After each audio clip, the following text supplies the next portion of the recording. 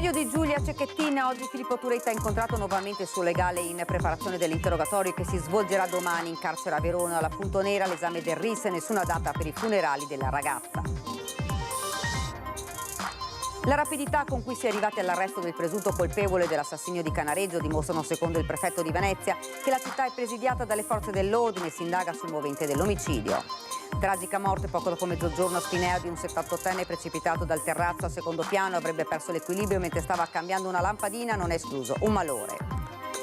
Pena dimezzata per Emanuela Petrillo, l'ex assistente sanitaria di Spresiano, accusata di aver solo finto di inoculare i vaccini a circa 8.000 pazienti tra Veneto e Friuli. Mamma di 2 bambini non andrà in carcere. Dopo il maxi furto di biciclette da 250.000 euro alla Pinarello di Villorba sono in corso indagini, con il titolare Fausto determinato a difendersi con vigilantes e nuove protezioni, come il cavo di una banca, dice. Firmata da Prefettura di Venezia e Confindustria una dichiarazione di intenti per favorire l'integrazione lavorativa dei richiedenti asilo.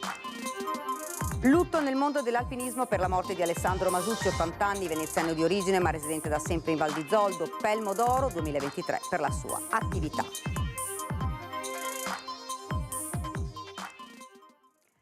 Buonasera, ben ritrovati, edizione regionale dei nostri notiziari. Dunque l'avete sentito questi titoli, ma in primo piano il sondaggio che vogliamo proporvi noi questa sera. Sale lo scontro tra giudici e governo, con le parole del ministro Crosetto che ha parlato di rischi di una opposizione giudiziaria. Sarà uno dei temi di Ring questa sera. In Consiglio dei Ministri in queste ore approda tra l'altro la proposta della pagella del magistrato toghe sotto esame del CSM con rimozione in caso di bocciature. Allora dunque noi vi chiediamo, lo vedete, pagelle e voti per i giudici, giusto? Se volete rispondere sì, 0422 16 26 691, se invece volete rispondere no, in rosso 0422 16 26 690, l'esito di questo sondaggio nel corso della nostra trasmissione in prima serata alle 21. Ring.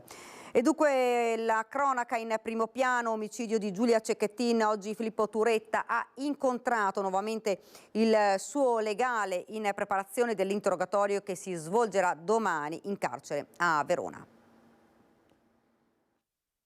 Seconda notte nel carcere veronese di Montorio per Filippo Turetta, il 22enne di Torreglia, rientrato in Italia sabato scorso dalla Germania, accusato dell'omicidio di Giulia Cecchettin e di sequestro di persona.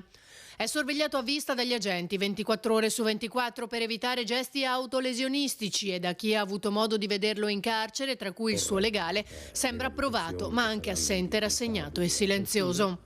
Più volte ha chiesto di incontrare i genitori, ma non sarà possibile prima dell'interrogatorio col giudice per le indagini preliminari di Venezia, che si svolgerà martedì mattina in carcere.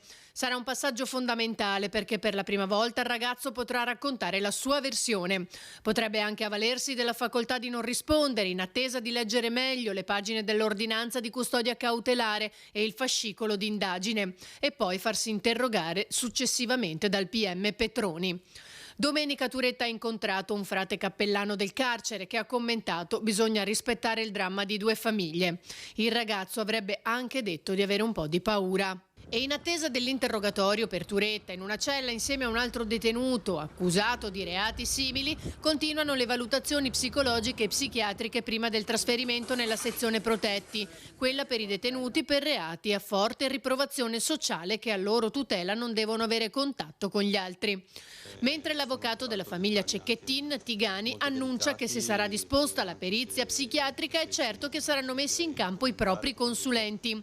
Ogni altra dichiarazione continua avverrà dopo l'autopsia, quando si saprà con esattezza in che modo è stata uccisa Giulia, mentre emergono altri dettagli sulla sua morte. Accanto al corpo, infatti, sarebbe stato trovato un libro per l'infanzia di una disegnatrice per bambini veneta. Fare l'illustratrice era il sogno di Giulia. Non solo. C'erano una ventina di reperti, tra cui fazzoletti sporchi di sangue.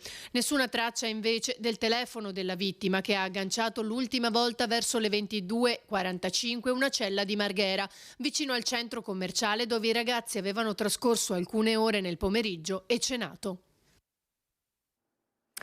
La Fiat Grande Punto Nera di Filippo Turetta assieme agli oggetti sequestrati al suo interno, come il telefono del giovane, sarà riportata in Italia nei prossimi giorni, al massimo entro la prossima settimana, e sarà affidata per le analisi ai carabinieri del RIS di Parma. Nelle indagini della Procura di Venezia condotte dai carabinieri si sta attendendo che la magistratura tedesca dia l'ok all'ordine di investigazione europeo sul sequestro di macchina ed oggetti, e a quel punto gli investigatori italiani andranno a recuperare l'auto e le cose sequestrate. Da quanto si è saputo, la macchina non è stata analizzata dalle autorità tedesche dopo che il giovane è stato arrestato il 18 novembre vicino a Lipsia.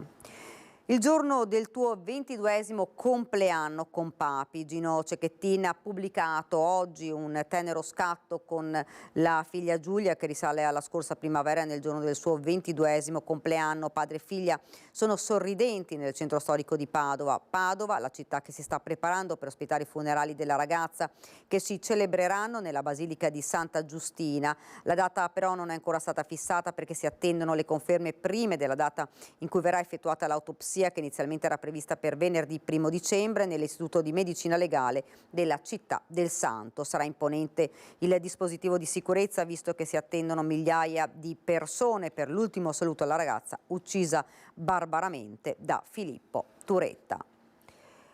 E ancora a cronaca, la rapidità con cui si è arrivati all'arresto del presunto colpevole dell'assassinio di Canareggio la notte scorsa della sparatoria dimostrano, secondo il prefetto Michele Di Bari, che la città è presidiata dalle forze dell'ordine. Ora le indagini dovranno chiarire invece i motivi di un omicidio che ha sconvolto Venezia. Grazie all'immediata attività da parte dell'Arma dei Carabinieri, delle forze di polizia, con l'ausilio anche nel caso specifico della Guardia di Finanza, il personale si è immediatamente prodigato, c'è stata una risposta immediata, efficace, e questo fa parte anche di un dispositivo di controllo, di prevenzione, di vigilanza del territorio che è sotto gli occhi di tutti. È trascorso pochissimo tempo dallo sparo con un fucile a canne mozze calibro 12 che alle 23:30 di sabato ha ucciso in un bar di San Geremia Khalil Mallat, e l'arresto da parte dei carabinieri di Raffaele Marconi, rinchiuso nel carcere di Santa Maria Maggiore con l'accusa di omicidio volontario. Il prefetto di Venezia Michele Di Bari sottolinea con forza la rapidità di intervento delle forze dell'ordine, a testimonianza di una presenza e di un impegno per la sicurezza invocata in Comune di Venezia probabilmente mai come ora in tempi recenti. Bisogna avere una costanza enorme, proseguire in questa attività, perché la prevenzione resta comunque il baluardo cui noi dobbiamo tendere sempre con maggiore efficacia. Khalil Mallat, la vittima, 25 anni, tunisino irregolare sul territorio italiano, padre da appena 5 giorni. Raffaele Marconi, l'arrestato, 33 anni, veneziano, dipendente di una ditta di trasporti, sposato con 2 figli. Ora le indagini dovranno stabilire dinamica e responsabilità di un omicidio che ha bruscamente e drammaticamente riportato Venezia all'epoca della Mara del Brenta. I familiari della vittima si costituiranno parte civile, uniti in un interrogativo che peraltro agita l'intera città. Perché?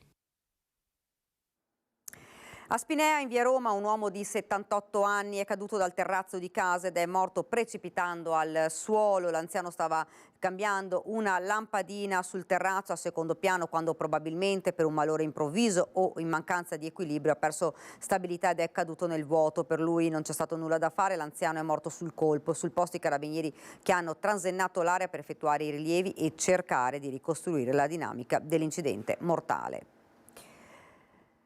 Pena dimezzata per Emanuela Petrillo, l'ex assistente sanitaria di Spresiano, accusata di aver solo finto di inoculare i vaccini a circa 8.000 pazienti tra Veneto e Friuli. Insomma, la donna non andrà in carcere. Davanti alla Corte d'Appello di Trieste si è chiusa la vicenda giudiziaria con un concordato per Emanuela Petrillo, l'ex assistente sanitaria accusata di non aver inoculato i vaccini tra il 2009 e il 2017 a circa 8.000 bambini fra Veneto e Friuli. Si dimezza dunque la pena inflitta alla donna in primo grado, che passa così da 8 anni e 6 mesi a 4 anni di reclusione. Penso faremo l'affidamento ai servizi sociali, quindi poter continuare a avere una propria vita di relazione libera, e considerando che ogni 6 mesi avrà 45 giorni di di buona condotta, di fatto terminerà questa pena in libertà in 3 anni. Soddisfatto l'avvocato Paolo Salandin, legale della 37enne mamma di 2 bambini. Alla fine la Procura Generale ha visto, a mio avviso, in maniera più sobria rispetto alla Procura Territoriale di Udine la questione, considerando che di fatto danni a persone non ci sono state, bambini non ci sono state, nessuno ha avuto un morbillo piuttosto che una pertosse, quindi è stata un po' rivista la posizione. Inizialmente Petrillo era stata accusata di peculato, omissione di atti d'ufficio e falso ideologico. Nel tempo alcuni capi d'accusa erano però caduti in prescrizione. La Petrillo ha comunque ammesso le proprie responsabilità, spiega l'avvocato Fabio Crea, legale dell'ULSS 2 Marca Trevigiana. C'è soddisfazione perché la dottoressa Petrillo ha ritenuto di rinunciare ai propri atti di impugnazione, ai propri atti di appello, quindi sostanzialmente ammettendo la propria responsabilità, e questo è certamente un punto molto importante a favore delle aziende sanitarie. Sono stati esclusi i reati ormai prescritti, soprattutto quelli commessi quando era dipendente della ULSS di Udine, mentre sono rimasti in piedi quelli della ULSS commessi quando era dipendente dell'ULSS Trevigiana. C'è stato un accordo con la Procura Generale per il riconoscimento delle attenuanti generiche e da qui la riduzione della pena. La Corte dei Conti del Veneto aveva già condannato la ex assistente sanitaria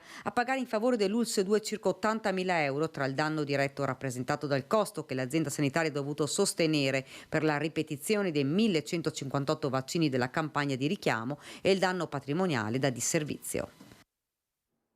Ed ora ci fermiamo per qualche istante di pubblicità.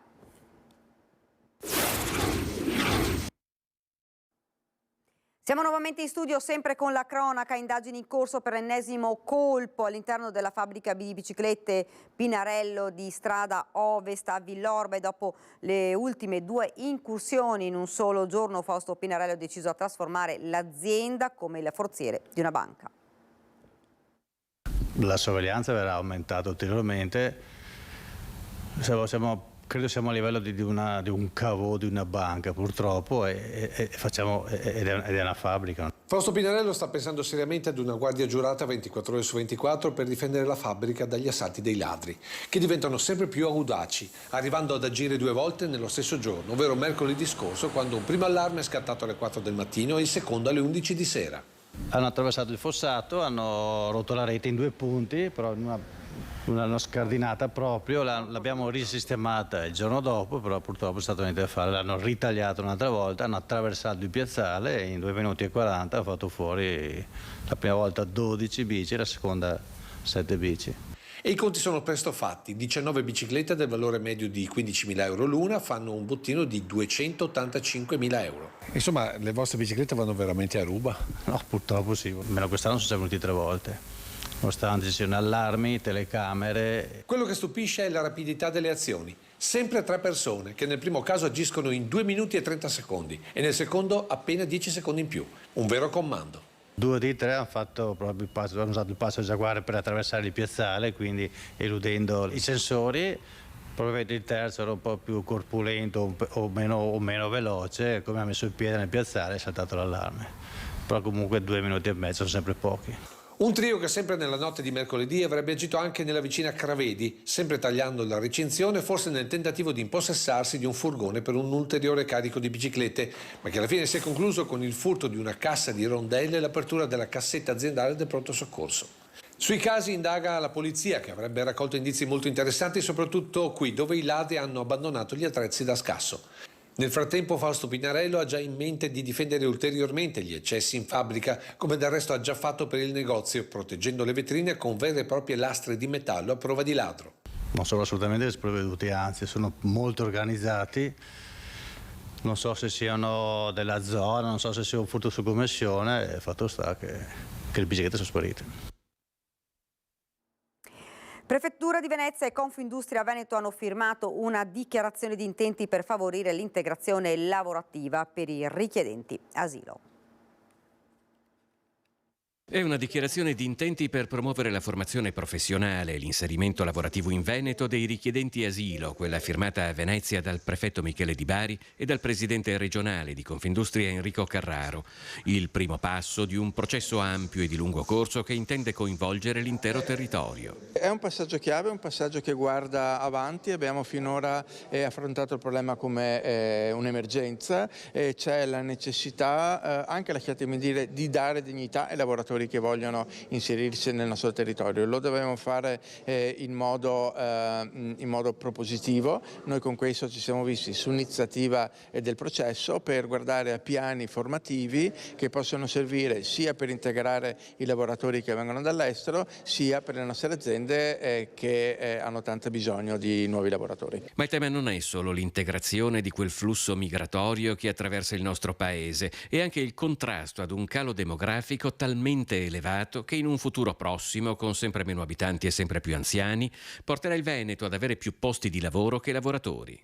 Siamo in glaciazione demografica, come amo chiamarla, perché spesso si sente parlare di inverno demografico, ma l'inverno è una stagione, dopo l'inverno c'è sempre la primavera.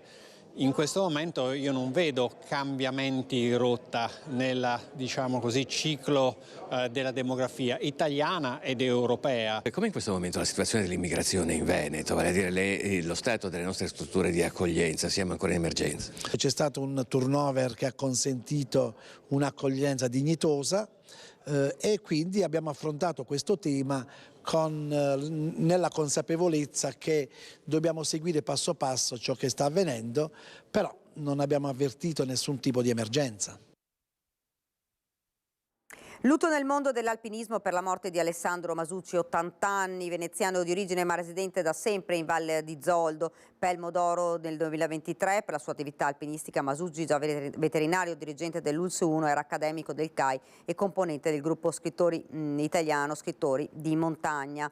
Nel 1980 l'alpinista partecipò con Franco Santonna alla spedizione all'Everest. La montagna bellunese e il mondo dell'alpinismo di oggi sono più soli, scrive il presidente della provincia Roberto Padrin nella nota di cordoglio. Il vento del futuro è il titolo del convegno dedicato all'innovazione tenuto a San Pietro Mussolino. Un messaggio al governo forte e chiaro, un messaggio che parte dal Veneto. Le coordinate sono quelle del Vicentino, per la precisione San Pietro Mussolino, dove soffia il vento del futuro, un convegno per condividere idee innovative, programmi di crescita tecnologica e sociale, stringere il rapporto tra aziende e territorio e promuovere il Made in Italy. 3 le principali azioni del governo oggi al fianco dell'imprenditoria. La riforma del fondo di garanzia delle PMI, perché non esiste il credito se non ci sono le garanzie.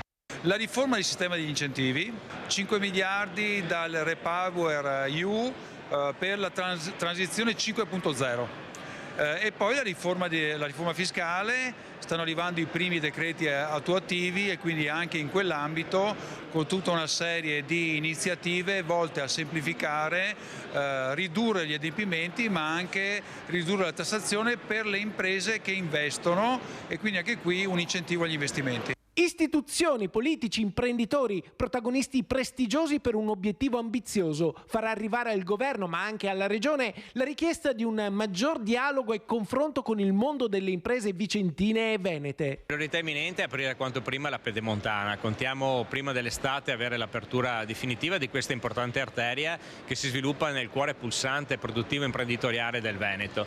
Ma quello che secondo me, ma anche insomma da quello che stiamo discutendo proprio in questi mesi in regione c'è bisogno su questo territorio, è uno sbocco verso nord. Stiamo parlando della provincia di Vicenza, che è la terza provincia per produzione di PIL a livello nazionale, che non può non avere uno sbocco verso i mercati del nord Europa, quindi verso la grande economia.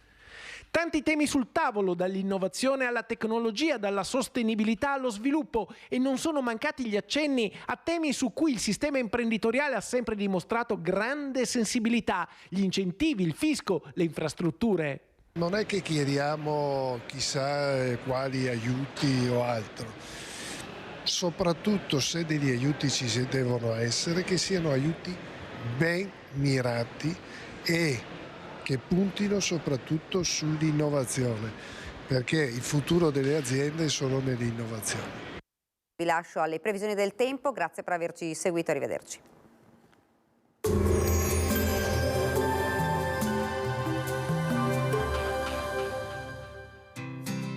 L'Unic Star, le uniche pagliette antibatteriche in commercio, prodotte anche per i marchi più importanti, sia nazionali che internazionali.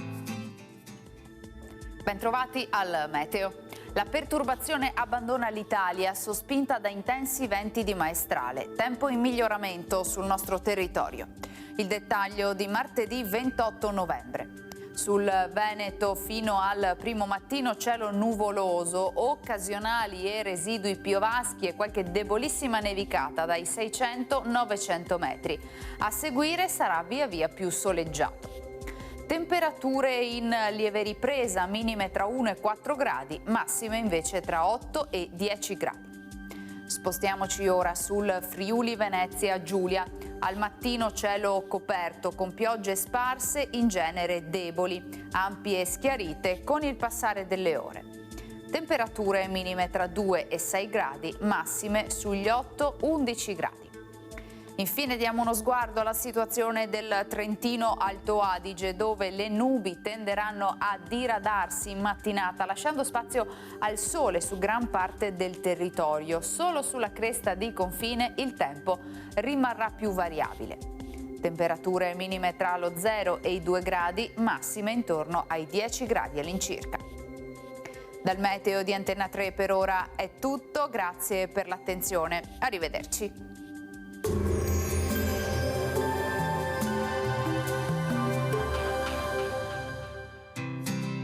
L'Unic Star, le uniche pagliette antibatteriche in commercio, prodotte anche per i marchi più importanti, sia nazionali che internazionali.